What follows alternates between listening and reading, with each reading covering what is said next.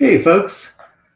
I'm glad you all could come and join us tonight. I'm Rick Bruswalis with the Sports Affiliation, and tonight we're on show number 13, lucky show number 13 of the Give Back Show, where we try to highlight all the good things people are doing in fantasy football. And each week we spotlight a charity league, charity event, or just some charity activities people are doing, really to show what good is being done in fantasy football, and hopefully inspire others to either join a league, join an event, or even start up their own. So tonight I'm going to bring on three guests. This is the biggest room I've had so far, and I'm going to go ahead and do that right now. And these are the folks from the Star We Are. And as you might guess, they're from Dallas, and they're fans of the Dallas Cowboys, but we won't hold that against them. With such a large number of guests, I'd like for each of them to introduce themselves, and then we'll just start talking more about each and what they're doing, and let people get to know them. So I guess we'll be gentlemen, and we'll start off with Sammy. Samantha, why don't you tell us a little bit about yourself? All right. Well, hi, I'm Slam and Sammy. You can find me at Twitter on Slam and Sammy or TheStarWeAre. Um, so I do gotta say I'm a little camera shy. It's been a while, so if I mess up a few times, bear with me. Um, I don't know. I'm just a big fan of the Cowboys, and I'm actually from Kansas.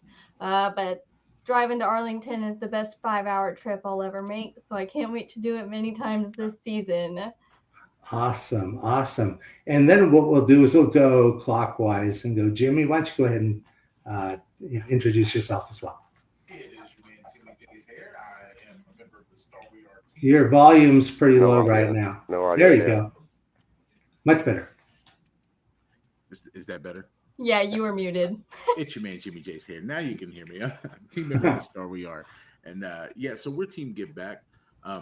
I'm a huge Dallas Cowboys fan. I became one with my grandfather metal detecting when I was little bitty. We found a 1980s keychain, said Dallas Cowboys. It was a helmet. He told me all about the team, America's team. And then I watched him win 3 Super Bowls in the next 4 or 5 years. And so I was hooked ever since then. It runs in the blood. And yeah, and so that's me. That's Jimmy. Awesome. Hi, Jimmy. Thanks for joining. And Landry. Yes, sir. Great to be here, Rick. Me and Jimmy are lifelong best friends and lifelong Cowboys fans. My story is quick and easy. The first one that I've got in my mind is a 52-17 Super Bowl victory. So they had me pretty much hooked right then, somewhere around 92 or 93. During the good times, and I guess 3 years ago, going on now, we had this idea to start up the Star We Are. And some of the things like the charity work that we could put behind it, along with a little bit of a different spin than just constant analytics on the football, and came up with I don't know how much of this stuff you've seen from us, but came up with the idea of the cosplay and me and Jimmy dressing up on Sundays and getting out at the games as the 2 former coaches, and had the idea to bring Sam along. Felt like we needed another different vibe of the fan base, and found her. Lucky enough to find her. It's been great since then. Oh, that's great. Great. And the Star We Are, now it's a podcast that you also do. Can you tell us a little bit about that? Yeah, so it started as Landry said, we were what if we dressed up as the coaches and went to a game?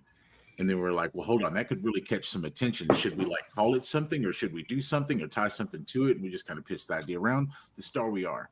And then, as Landry said, it immediately became charitable and giving back, because as kids, we didn't necessarily, have the signed balls and the signed jerseys and tickets to games. And so we were like, now that we even have the ability to do that for ourselves, let's give that experience to other fans. And so immediately I became Jimmy J's hair, A.K.A. Jimmy Johnson. You got Landry Legend, A.K.A. Tom Landry. We had to have a third team member. There's not a better team member out there on the planet. Glad we picked up Sammy. This way. Glad we picked up Sammy. And so that led to the Star We Are. It's been 2 strong years now, going on year 3. And excited to talk about a little bit of the work we've done and what we'll be doing in the future. Oh, awesome. And I tell you, I can really sense the excitement and, the teamwork, and, you're obviously, good friends too. And, that really does make things sound more fun to listen to as someone watching, watching podcasts. So hopefully we'll get to learn a little bit more about what you do on your show. But I'm kind of, two of the names were kind of like plays on actual players or coaches, and gee, you picked two of the best, I guess, especially Tom Landry's such a legend.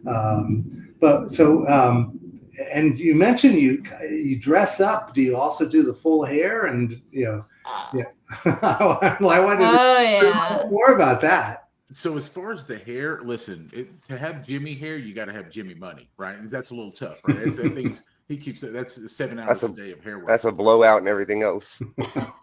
But I do know I have the big part. I comb it over with the headset, the old Apex jacket with the turtleneck, the whole get up. Yeah, it's fun. Even in 90-degree weather, he's worn that coat. He is true to that Jimmy J cosplay. Yes, that's right. And America's Team, they were named that for a reason too, and a great history, number of great teams throughout. And I'm sure things are going to bounce back soon. Again, the organization is just too success driven. In fact, you're obviously Cowboy fans, and you follow them a lot more closely than I do, for sure. So I wanted to ask you, what are your expectations for the 2025 year? Of course, thanks for starting with me. Better, right? Right. So I can say, I don't know. I feel like this isn't an unusual feeling, but just the things that I've seen social media wise, like I'm huge on learning a lot of my information on the social media, of course. But sure. I feel like the vibes, the energy, everything is just going really smoothly. I mean, there's a couple of signings we've done that I don't understand, but I am not a pro like them. So I'm going to figure they know what they're doing somehow. I have a lot of faith in our new head coach, and the vibes that I'm getting, like I'm through the roof with excitement. I just hope that Jerry doesn't Jerry too soon and make that come down before the season even begins. Awesome. That's great. And it's good to be optimistic. I mean, that makes sports more fun. That's why we're fans. We're fanatical about the people or the teams that we root for. What are the thoughts about, the offense? The running back situation last year was kind of shaky. And I don't know if they're going to address it via the draft or if there's a free agent signing that's still left out there. I don't believe there's many out there, but what are you guys' thoughts on the running situation? Yeah, that's what I would tell you, Rick. When you ask her the question, I'd have to see I really have to see the draft to go anywhere with that question. I can tell you what I think about the draft. Everybody in Cowboys Nation is specifically amongst the group of content creators, other Dallas Cowboy content creators that we talk to, that running backs getting, that we're going to address running back, though I don't think the running game is quite what you think in terms of when you talk about us being deeper into the team. The last 8 games of last year, we're one of the top running, offenses. So suddenly we started to figure out, but you move on from Rico Dowdle, you don't have that anymore. So you're going to need that or some, or better to run the ball. We're going to draft one. I've been on the Ashton Jeanty train since it was 6 weeks into the NCAA season. As the weeks have gone on, it doesn't look like we're going to see that player at 12, honestly. And after that, the people are with Omarion Hampton. I'm not with it at 12, but I'd love to see a running back in the very next round. Ken Scatterbo, Trey Henderson. There's a handful of them that we're interested in. And that's a great point. It's such a deep running back class this year that, a lot of the times I'm seeing the name Matthew Golden as, a target. But I don't know, again, I know they need a wide receiver. And I think Jimmy will speak more to that. Like I said, if Jeanty's not going to be available, and I don't know if any of us in this room are sold on Omarion Hampton, then it's receiver for me. Sure. If I were drafting right now. Yeah. Okay, Jimmy, what are your thoughts? Well, Rick, I like my pass catchers to run block, and I like my run blockers, like my runners to pass block. Sure. I like my ball runners to pass block. I like my pass catchers to run block. I like both of those things. So Emeka Ibuka and Trey Henderson really stand out. Both from the same. I was guessing Trey Henderson's your target, sure. From the same system, right? He's obviously the best pass blocker in this running back draft class. Where I'm at 12, for me, this class offers a bunch of. I wouldn't say a bunch. This is a hard sport, so they're not just out there falling off trees, but it offers some guys that have a low wide receiver 1 ceiling, but a good wide receiver 2 floor, if you get where I'm at. And so it's packed with guys that I don't have to see at 12. For me, I've been team trade back since the season ended, almost. Just looking forward ahead of the draft, kind of knowing we didn't have a shot at Ashton Genty. 12 is a trade back for me. That's kind of where I sit. But if we do pick a player, I want to trade back. He's willing to jump half a round for Trey Henderson. You could hear it coming.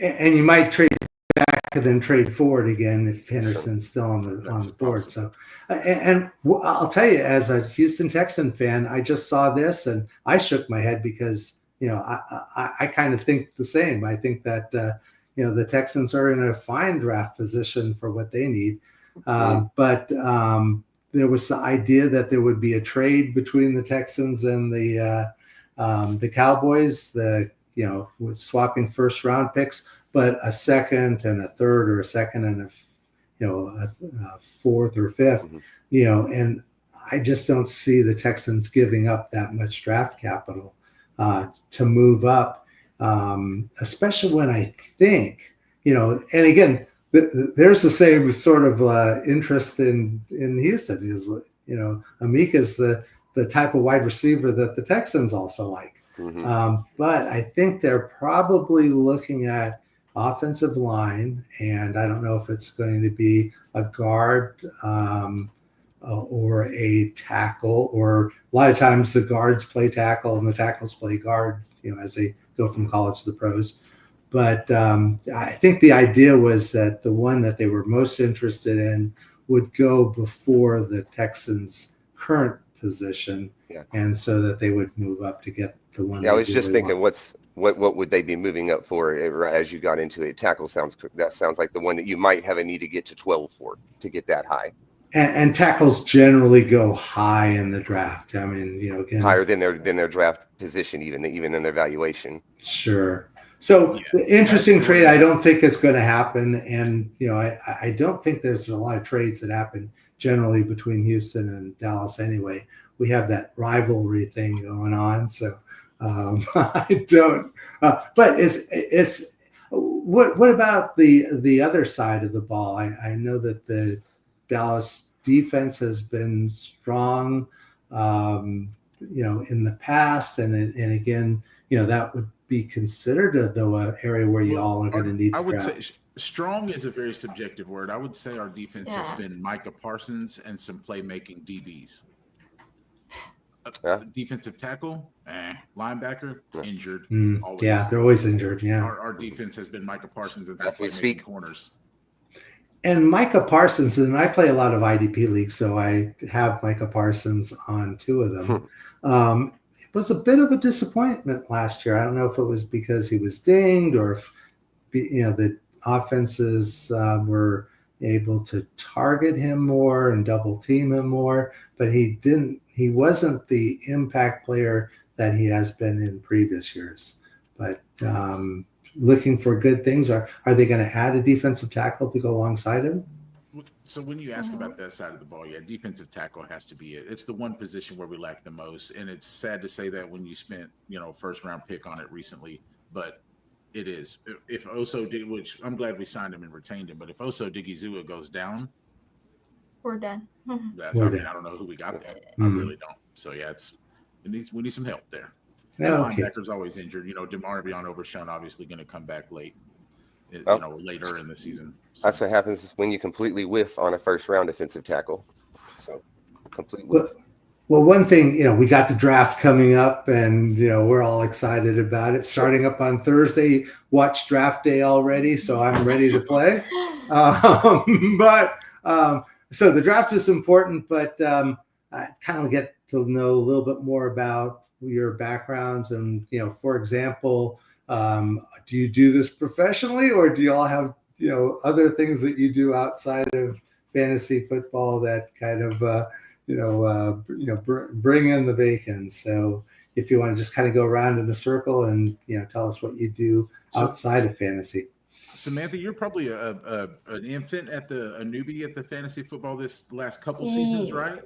Last 2 years. Well, first year was more of like a figuring it out through Yahoo Fantasy. Last year was my first time entering an actual like paid league, but this year I think I'm going to be a pro. So I'm going to make all the bank this year.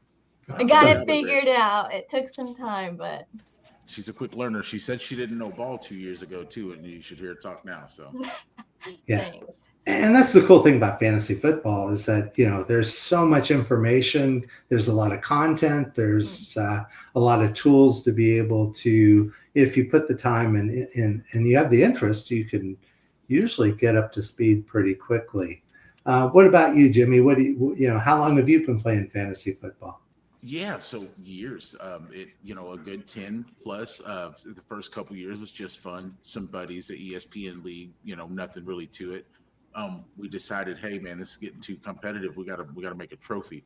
So we had a little. We named the trophy after one of our best friends, one of Landry and I's best friends. He had a coworker who passed, who played in the league with us, and so we named the trophy after him. And played the league and kind of passed it around to the winner. So that was fun, and that's still going on. And then, as you say, the way fantasy and charity work together with the work Scott Fishbowl does, and some of these other things I've seen, the Chick-fil-A Bowl and other companies and entities out there doing fantasy plus charity. Since we're football fans, we play a little fantasy, we do a little charity. Of course, we've got a little something planned in the future. We're going to try to do a super fan league. So super fans from each team, or from a few different teams, maybe the NFC, maybe try to get some Dallas Cowboys players involved. And so content creators versus players type situation, and all of that, of course, go to charity. And so we'll be able to keep you posted on that and keep everybody posted. Very cool. Very cool. And yeah, Mr. Landry. Yeah, so that's the big idea on the new, on the current charity project, and we can, you go through some of the other things that we've done leading up to it. As far as fantasy football goes, I've started playing it a long time ago, maybe even 15 years or so ago. I'm trying to think when I kind of introduced it to my family. My stepdad's a little bit older. He's, kind of unsure of the idea. Now he's been hooked for years and years. I kind of stopped playing the past handful of years as I got more into content creation. And like you said, when you talk about, yes, there's something outside of this, but also we do this to the point, to a lot of our free time, to the point of would like for this, to be even more of a steady income. So we spend a lot of time doing this. I kind of, strayed away from playing fantasy football, but super excited about getting back into it for this type of reason. Awesome. Great job. Yeah. And one question I asked, just because I know I get into a lot of trouble with my family with questions about how many leagues I'm in, and they see the league fees leaving the bank account, and they also see me pouring over lineups for way too many teams. So rather than get me into trouble, why don't I get to you all into trouble? And I'll ask each of you how many leagues you're in. Well, so I used to be in trouble until I invited the wife to play, and then she got better than me, and then that happened. So don't invite your wife to play unless you want to get beat later. I think at the most in 1 year, I think I was in like 7 different leagues, and only 2 real serious ones. The other ones were just, I thought I was really, really good at fantasy, and I was like, watch, I'm going to win every league. I don't think I won any of them that season.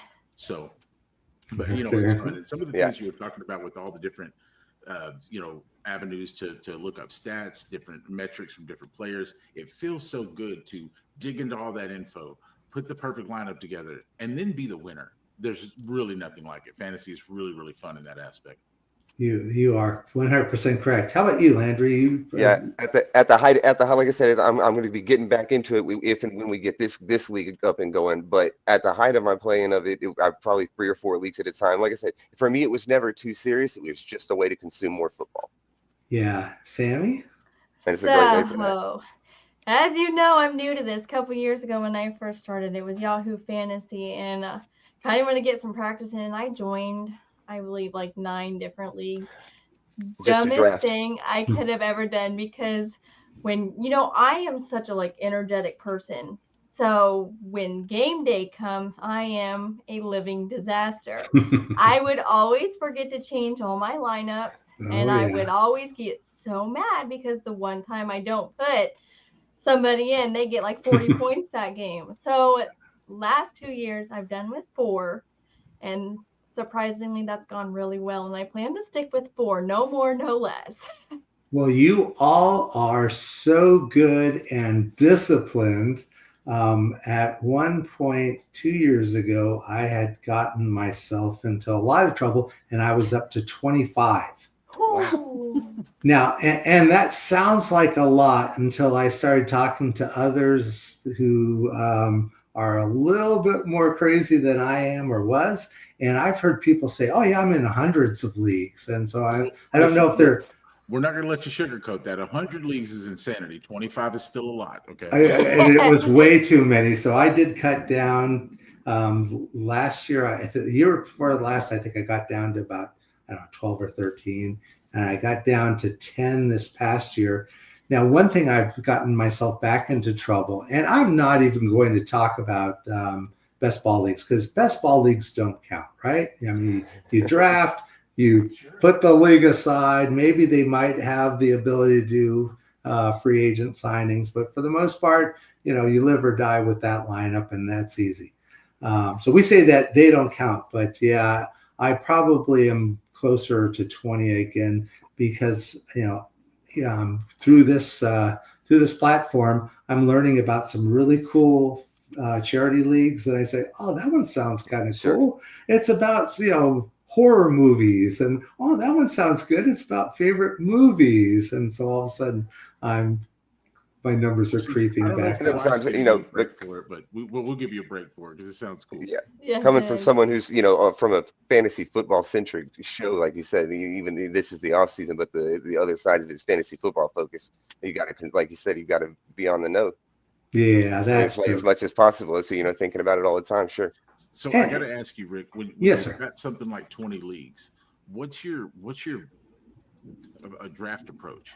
How many of them look identical? Like, do you end up doing that? Do you end up finding yourself with a lot of similar leagues, or do you try to make sure everyone is different? It kind of varies because I do have certain types of players and I do have certain approaches. I like to have running backs. Um, in fact, that's why playing in things like what's that? Oh, underdog. Oh You know, yeah. they really push hard on having lots of wide receivers early on. It's draft like your first 7 rounds might be wide receivers. And I could never bring myself to feel comfortable doing that because all of a sudden I say, oh, but I don't have a running back. And so and if it's a super flex, and a lot of mine are super flex leagues, I draft, usually I try to draft an impact quarterback at least in my first round because, I can feel okay even having, like a Baker Mayfield, who was actually great Mhm. last year, Amazing. as my QB2, but I want to have a Josh Allen, or I want to have now a Jaden Daniels, or I want to have a Lamar Jackson, at least one of those 3. And so, like, for example, going into, we mentioned Scott Fishbowl, I chose the 103 as my draft position because I want to get at least one of those top 3 quarterbacks, and then I can worry about the rest of the lineup somewhere down the road. Speaking of Scott Fishbowl, and so, we mentioned a couple of times, are any of you either currently in a Scott Fishbowl yet, or have plans to get into a Scott Fishbowl team? So the Star We Are was actually just recently invited, and we just didn't have the capacity to jump into that one. We will be participating in the future, and so that's going to be fun. And I'm still learning about the Scott Fish Bowl. Last year was the first year we found out about it. Just for kind of giggles, I sent an application in and we got accepted and got invited to play, and just couldn't last year. Definitely want to try this year, but yeah, it's it's huge, right? How many people play? How many teams do they have some years? Okay, this year they're hoping to have 5,000 teams or players, and they raise a huge amount of money for charity. And so, Right. that's one of the the things that attracts people to apply and hope to get into the Scott Fish Bowl. A huge number of people unfortunately don't get in, and so there is a like a it's one thing that you really get involved in is also not only the charity aspect but the people aspect. Getting you get to know the people in your league, especially if you do a live draft. And I'll mention that the Dallas, there's a live draft in Dallas. I think it's in Community Beer. So you don't have to be in the draft to go and have fun. You get a chance to meet a lot of great people. You also, get a chance to bid on, silent auction things. And of course, my understanding of the thing might have some pretty good beer there as well. I'm actually going up there this year to return a favor of their the Dallas coordinator came down to the Houston draft last year, and so I'm going to return that favor and draft from there. I'm also coordinating the Houston live draft. So if anyone wants to get into the Houston live draft, I know someone. And but it's a lot of fun. Scott Fish raises a lot of money for Fantasy Cares, and each of the local drafts will have a local charity that they're working towards or raising money for. The Houston is for the Houston Food Bank, so that's something important to the community. And again, it's a chance to give back to the community. There's also, and as a analyst team and podcast team, another big event that's happening in August. I don't know if you go to the FF EXPO that is held every year in Canton. Chance to engage with the community as well, not just fantasy analysts.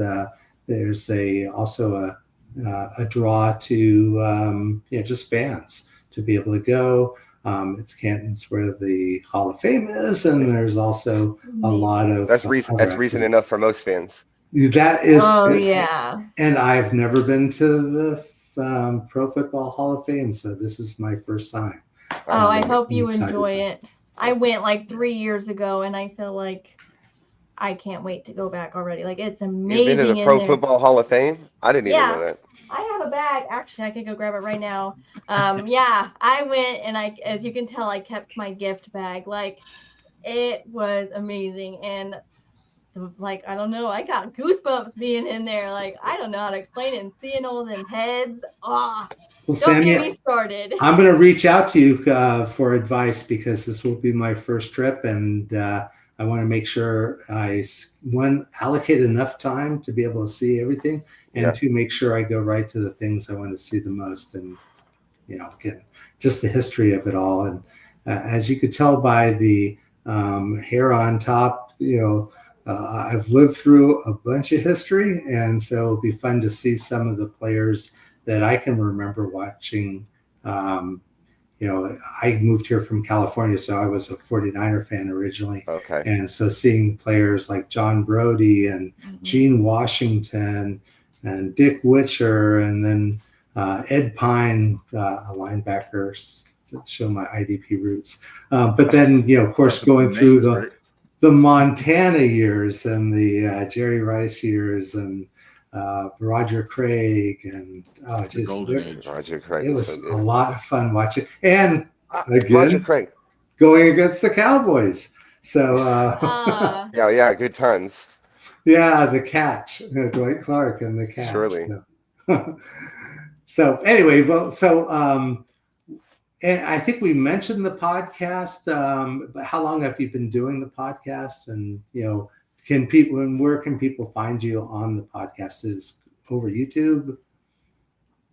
Yeah, it's usually Tuesday at 6 p.m. but we're more than happy to put this show off. We're actually just getting our show back going tomorrow. We've been off for a few weeks, kind of dead off season. Life is busy. We've got things going on, so we try to pack in a little bit of life work because we know once you get close to draft, it's all football from then on out, and so we'll be busy as can be. And so we actually kick back up our show tomorrow for anybody who would like to come on over and watch. We start at 6 p.m., but after that, it will be Tuesday at 6 p.m. Every Tuesday, usually throughout the football season, where we have different segments, different games that we play, fun stuff that we do, media that we do. Sammy gives us the news every week. It's a really fun show. It's really cool. And so appreciate you bringing it up. We hope to get you guys over there.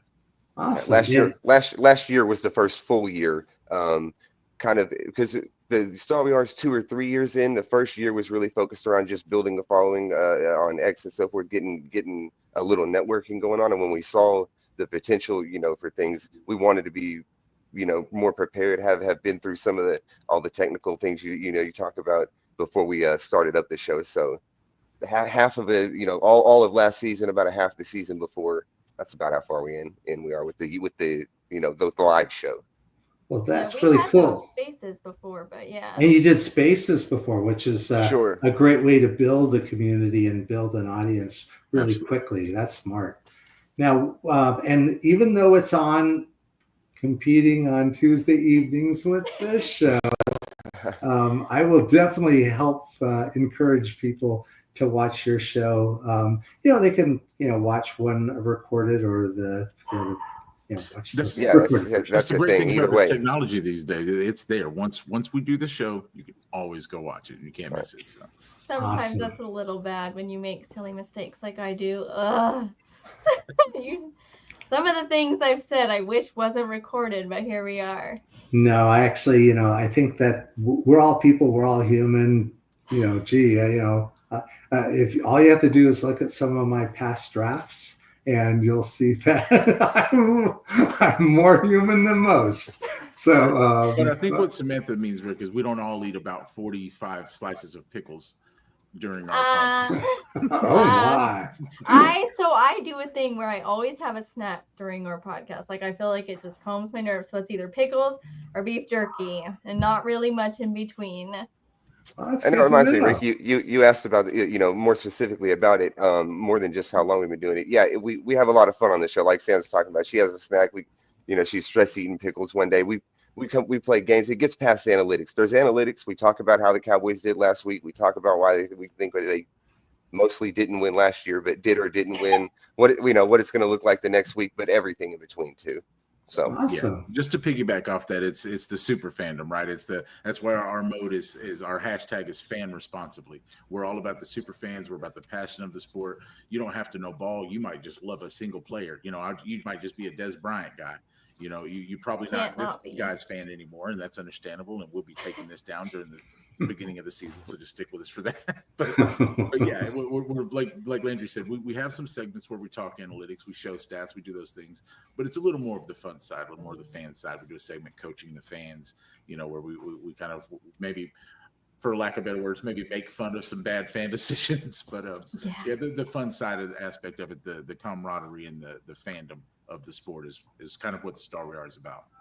And I see a Tony Pollard shirt in the back there, and even though he doesn't quite play for the Cowboys anymore, in fact, that but him and Spears makes a really good team, pair of running backs, and so I'm kind of looking to see what they might do this year and beyond just drafting a quarterback. So, Tony Pollard's certainly a viable fantasy football option this year. He was my go-to last season, and people were like, "Oh, don't draft Tony Pollard. You're only taking him because he's your favorite." I'm like, "No, you guys don't understand. Like, I know what he's capable of. I know what he's gonna do." And sure enough, he did me well. I will ride on the Tony Pollard train until the end. Like, I cannot put that out there in the air enough. Well, and this has been a lot of fun getting to know you, the three of you, and to talk football. But really, the focus of this show is on charity and charity activities. Yeah. And I know that you folks do a lot of work with charity in the Dallas area. So why don't we go ahead and switch over to that? And I think you had mentioned that you are involved with a couple of different charities. So perhaps you want to tell us first about the Mothers of Mercy, since I'm not familiar with that. Yeah, so long but short story with Mothers of Mercy. I was fortunate enough a few years back, a handful of years back, to play against cornerback Chidobe Awuzie at chess. Right, we played some online chess together because I don't, you know, if you follow any Cowboys lore, you know, we have Micah plays, Cheeto played, Amari Cooper played, and so sometimes they would all get around and play chess together. I was lucky enough to, you know, challenge Chidobe Awuzie on Twitter to a game of chess. I said, "Hey, I win. You send me some game tickets. You win. I'll donate to a charity of your choice." That's how I found out about Mothers of Mercy. He beat me in 2 out of 3 chess matches. I donated some money to Mothers of Mercy. And then, so fast forward a few years when we start the Star We Are, Wanye Thomas, current safety, which we re-signed. Yay, go Wanye. Um, Yoo-hoo. uh, we did a raffle with him where me and him played a game of Madden against each other. Football players are good at Madden. I'll just tell you that. He smacked me up. He kicked my butt, and so we teamed up together and did and blessed a fan with a signed ball by most of the defense from Wanye, some cash for the fan for Wanye, and then raised some money. And we chose Wanye, and I talked about it a little bit, and we chose Mothers of Mercy again to go ahead and put toward with that raffle. And then moving forward a little bit, we most currently did work with is the YMCA of Metropolitan Dallas, the youth sports programs that they have. And so just kind of diving money into the sports equipment, you know, to pay the coaches, the refs, just whatever it takes to get these kids in those situations into sports where we know family building can be done, where we know team building can be done, and we know these kids aren't always leaving the YMCA or leaving these places and going back to family per se.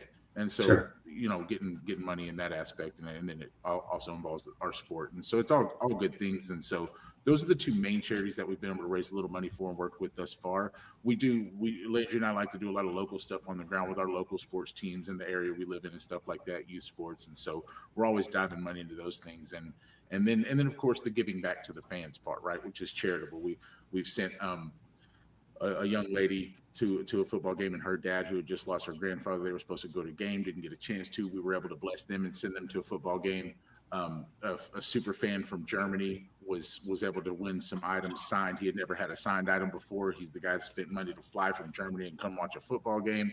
Never had a signed item. We were able to bless him through a charity and a raffle. And it's just been fun, you know, giving back to fans, raising a little money for some good causes in the process.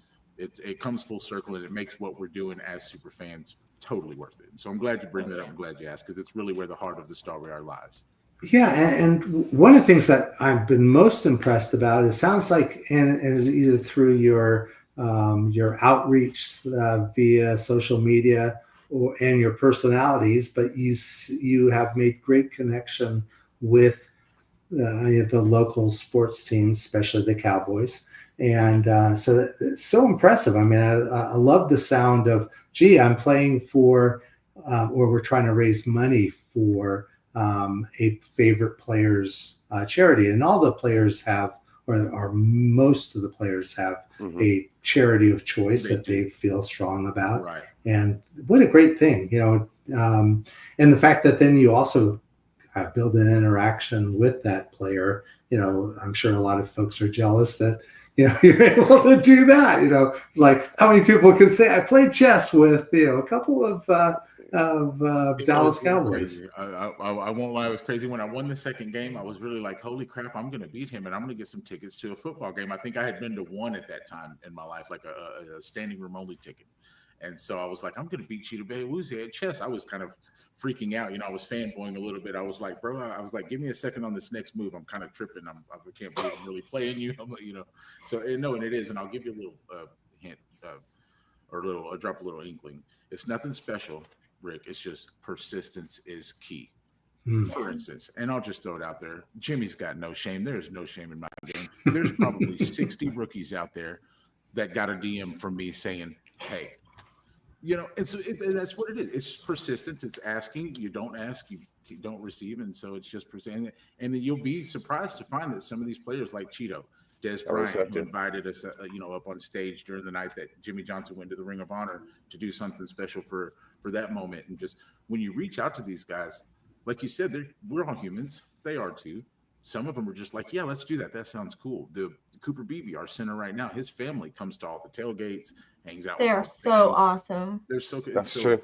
there's some people that are just reachable because they want to be reached, And I think that's kind of cool about the Cowboys organization is that they do seem to encourage their players, and their players are, internally motivated to engage with Be the accessible. fandom, and so that's pretty cool. And even as someone who enjoyed the Netflix series about the Dallas Cowboy cheerleaders, that organization seem to have place an emphasis on giving to the community and community outreach, and so and I'm sure it's driven from the very top of the organization. People like to criticize Jera, but it's a successful organization, and there's a reason for it, and it seems to be well led, even though the team's perhaps struggling a bit right now. I think that the stars of their teams do seem to be so heavily involved in their community that you can't just judge successfulness on wins and losses. That's one of the reasons I love the charity aspect of things, because it's really important for us to give back, and we've been blessed with the ability to play a game that basically is a game about someone else's game, and yet sometimes you see people go way too serious about it, and fights on leagues, and screams and hollers about collusions and veto trades, and it's as crazy as I've seen video of, and I wish I could remember the player because I would so put him on blast right now. There's video of a player. They're up by like 21, and he's telling his defense, bro, we need to let what's his name score. I got him on my fantasy team. And what is in a regular season football game? No. What are we doing, guys? It was funny too, because I was watching a baseball game, and I think it might have been either the Angels or the Padres, but I think it was one of the California teams. And they have a fantasy league within the team. And you always hear about the embarrassing things some of the team that loses is put through, where they have to dress up funny, or they wear a suit, or put a sign out saying how bad they are at fantasy football. So the loser of that team's fantasy football league had to be the bat boy for a preseason game. Awesome. Just such a funny penalty or punishment that was all. That's what you're looking for, punishments. That's what it is. Punishments for coming in last.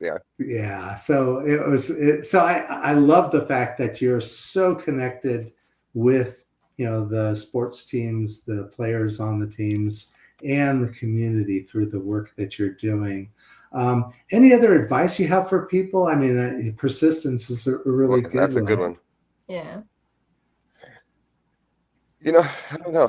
The other part of this is some of the drive of it comes from what has been. It's like you said, some people might be jealous of some of the things that happen. I mean, I almost am. It's been, the Wanye thing was really interesting. I wanted to kind of expound on that. It was really supposed to be that Jimmy and him played a game of Madden. He lost, so he was going to donate the money like he did the first time. When Wanye saw what we were doing, it was him who jumped in and really gave this TheStarWeAre honestly a big boost, because he was the first. When you're able to attach it with a major, with an actual player on the team who then says, "Hey guys, I like that you're gonna, we were gonna auction off a jersey to raise money for the charity of his choice. Instead, he says, you guys are you're gonna try to auction a jersey and raise that kind of money. Here, let me get you a ball. Let's add this to it. Let's raise as much money as we can." And then he honestly just became part of what was initially him winning a bet, and he just jumped on the train with it. So that was actually a huge bit. When you're able to associate the player with it, it took it to levels that we saw we can keep doing this. We can keep building this. So Very, very easily winning a bet, mind you. I think it was 52-10. It was bad. I don't something know. like that. I like the Something like raffle and the charity thing. I don't recall. I don't like the football game that led to it. At least you scored. That's fair, I guess. And again, I'm just so impressed with the how you've been able to build this connection and then plus use it for good and driving funding for some really important charities. And I'm a big fan of trying to work with the youth of America. There's so many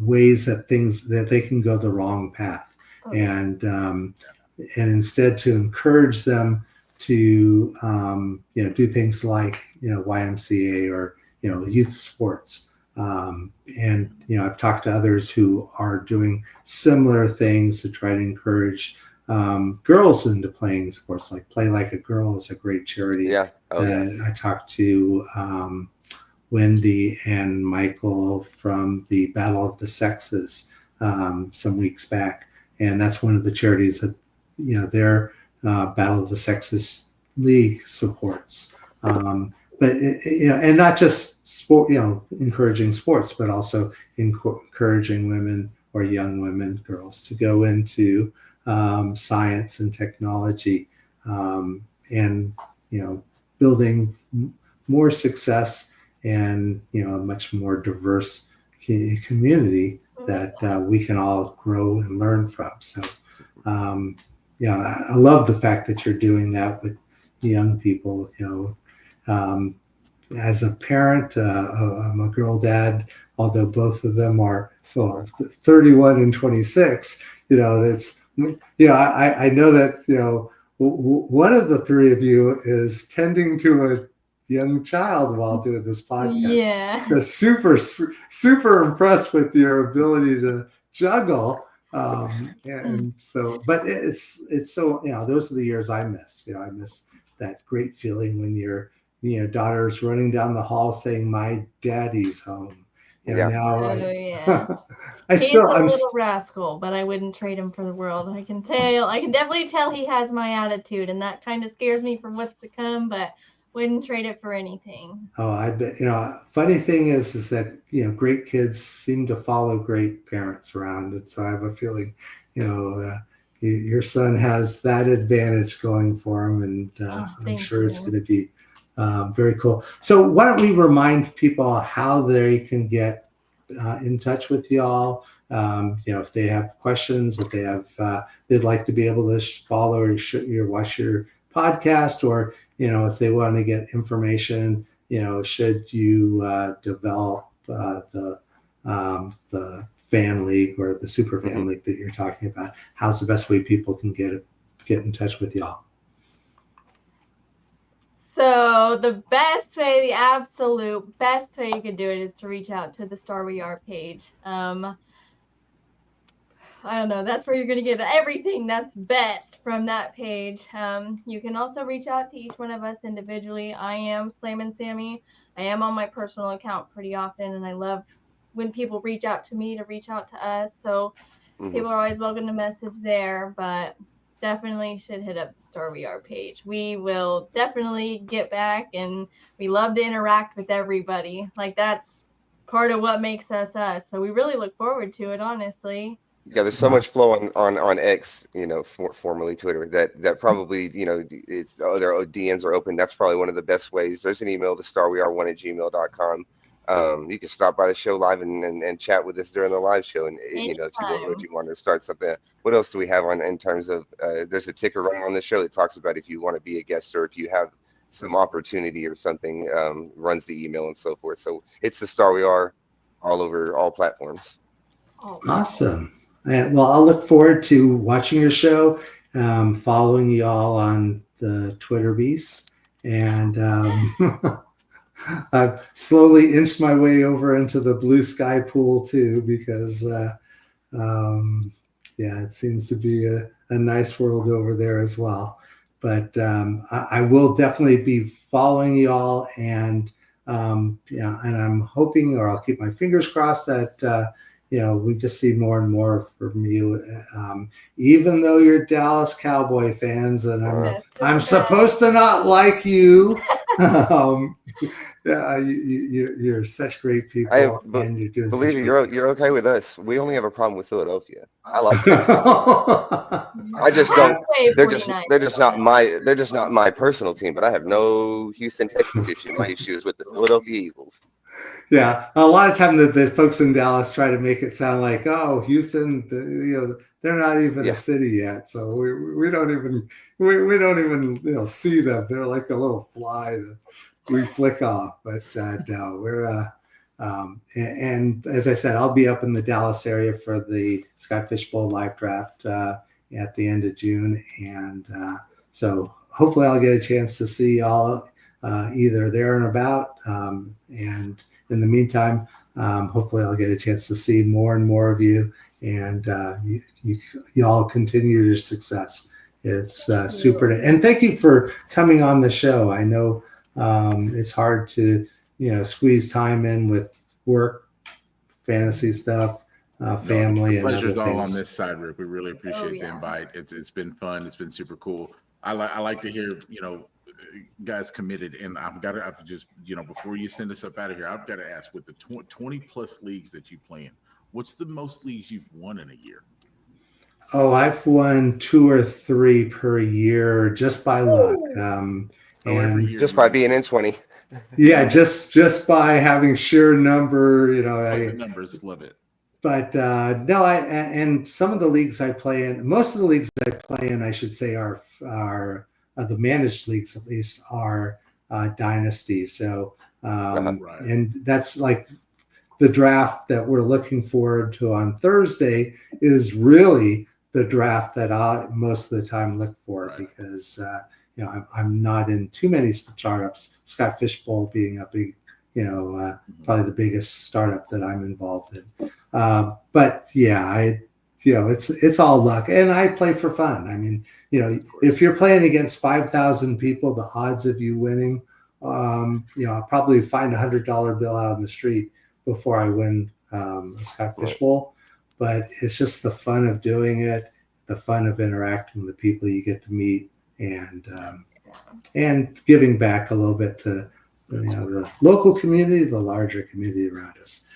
So, in fact, for those folks who are running charity leagues, charity events, or just very involved with the charities in their area, please reach out to me. My Twitter account is right about there, and love to be able to talk to you about being a guest on an upcoming Give Back show, where we hopefully could encourage people to be more aware of what you're doing, but to possibly supporting you more directly, whether it's by joining your league or contributing money to your charity.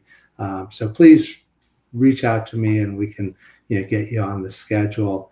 And next week, we're hoping to be able to have folks from someone on the TSA, or the Sports Affiliation team, who's Ronnie Evans, and he's going to be talking to us about the Judgment Seesaw Mental Health Podathon that he's organizing.